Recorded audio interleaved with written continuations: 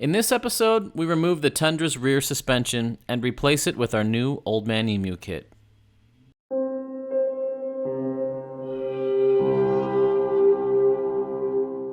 We're back. Let's see if we can get the lift buttoned up and get everything back on here today. That might be a bit ambitious, but I hope we can do it.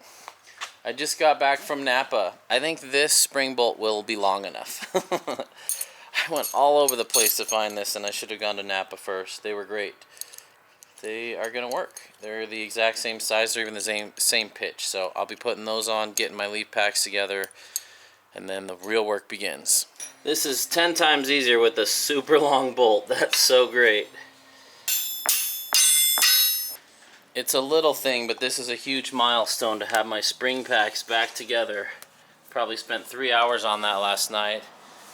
And with the right bolt, it went right together in about 15 minutes. These kits don't come with any instructions, so I've watched Low Range Off-Road's Tacoma install, which is 90% the same. There's still a few gotchas. First, we're going to take off the shock, and then we're going to lower the spare so that I can get those shackle bolts out. And then we'll pull the spring and swap it. For this upper shock, I'm using my favorite tool. It's a Stanley. I'll put a link to this in the description. It's also on our website, themoreweexplore.com/gear. You get it into the size you need, and then it snugs it up that extra millimeter so it doesn't back out. It makes a huge difference on little things. When your suspension's at full droop like this, things get tight, like the e-brake lever, the ABS sensors, and my brake lines there. So one of the very few instructions they did send is for this kit, which is pretty straightforward. There's these two little brackets to just move everything up a couple inches so nothing's stressed.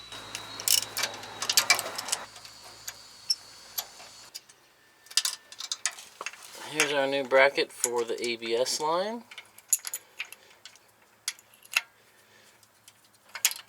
Oh, that's cool. It's got the little notch in there for this tab, and that just lines right up. They give us a new bolt and washer for that. Now it's not dangling like crazy. That's nice. Alright, ABS lines are loose. Now I removed this bracket, but I need to remove these ones as well. What's cool about these is we can just flip them like that to get a little extra height. Alright, that one's relocated. Here you can see the difference. It's above there. Here it's below there.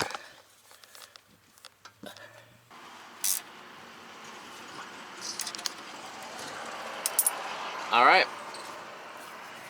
our brake lines are raised up. And that's ready for the tab. Brake lines higher.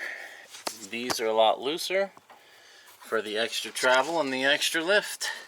Same with our ABS line here. Doesn't quite look factory, but doesn't look bad. Pretty simple solution.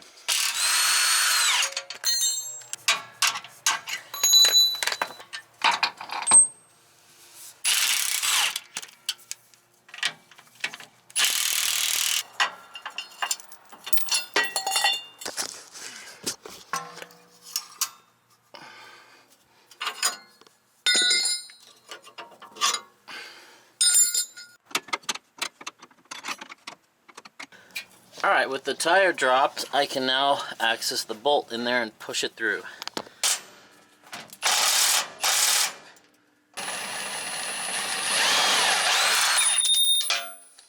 So it turns out I do have to take both of these nuts off, but that's okay, because the whole shackle has to push out that way. In other words, this bolt doesn't come off, it's attached to the shackle.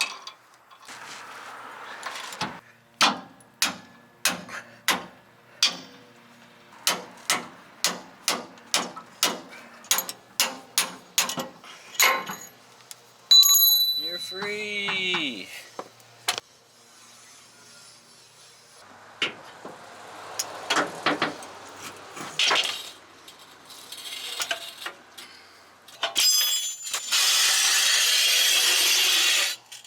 Okay, we're going to orient the spring. The arrow forward goes to the front of the truck. Definitely easier with a helper.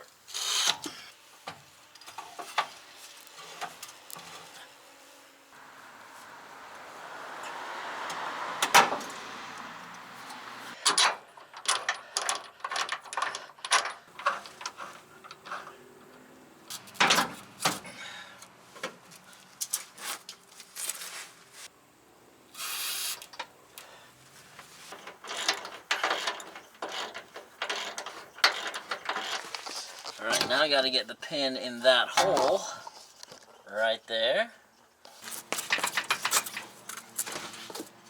A little bit of a rustle. I need to pull the whole axle this way an inch, which is hard to do while it's still attached over there.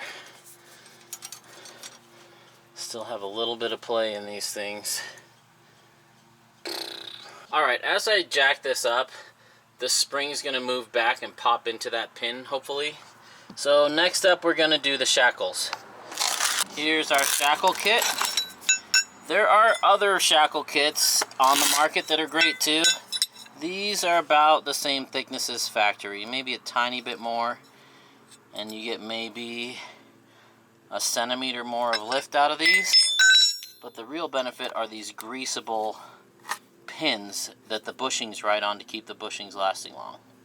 So using some moly-based grease, I am going to be greasing these. As long as your grease says moly on it, you're good to go. Moly makes them work a lot better at high temperatures and keep the grease from breaking down.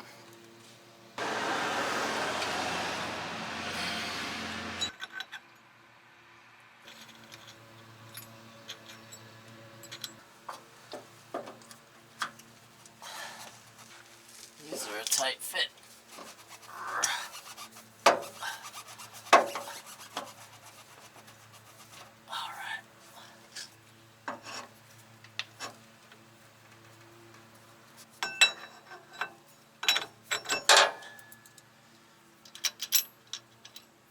So the shackles are coming together, barely.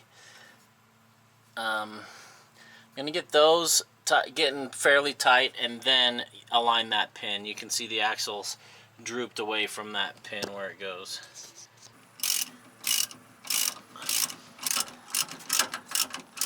Shackles are on, that's on loose. Let's get that pin lined up and then you bolt this bad boy on.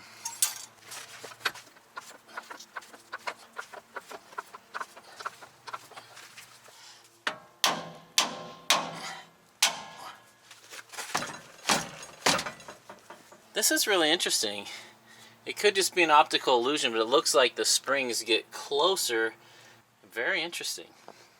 So the perch is actually not perpendicular to the axle. It's slightly wider in the front. Very interesting. Let's see if we can get it close with the U-bolts.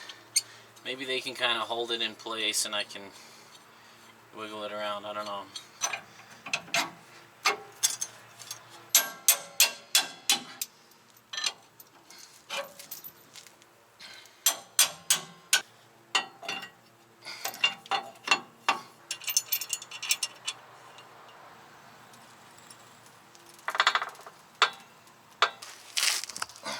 So close yet so far.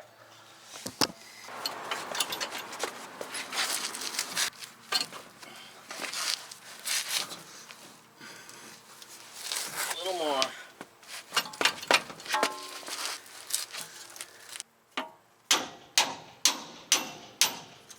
Got it. That is a good feeling. These aren't fully torqued. Nothing's fully torqued, but we're ready to get some weight on it and then tighten everything down to torque specs. It's getting exciting. Here's our rear shock.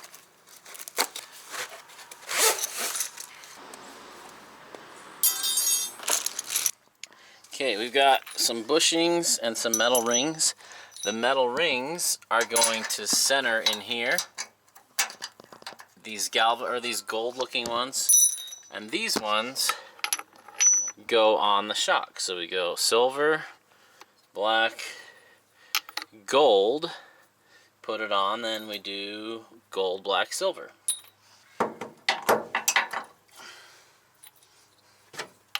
Gold, black, silver, nut. So the gold part centers it in that hole, and this silver keeps it on that shaft. I like that we can fit a wrench on there to hold it from spinning instead of on the top. I hate it when they're on the top. And then down here is super easy with the factory bolt. Alright, now I'm going to torque every single bolt except the upper shock mount. And I got to give a huge shout out to CSU Viper. I think his name is Brian. He is amazing on tundras.com. So here are all the torque specs we need. There's the rear ones. Here's the upper ones. You rock, man. You have so much useful stuff.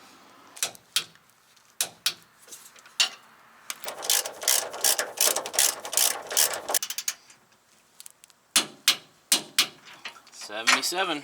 Now I'm going to repeat everything I did over here on the other side. Alright, it's getting exciting now. The rear suspension is totally done, except for these just need to be torqued. And I'm going to do that with the weight of the truck on it. So I'm going to jack it up, put the tires on, let it settle, and then torque those down, and the back will be done. Woo! I'm excited to see what it looks like. I know you are too. It's like, you can do all the measurements, see all the pictures online, but it's never the same as in person. And we have to remember, this is going to settle a bit, so it's going to look higher than we want at first. And I actually don't want a sky-high lift. I kind of want a low lift, but enough to get the undercarriage out of Rock's ways and stuff. Let's see.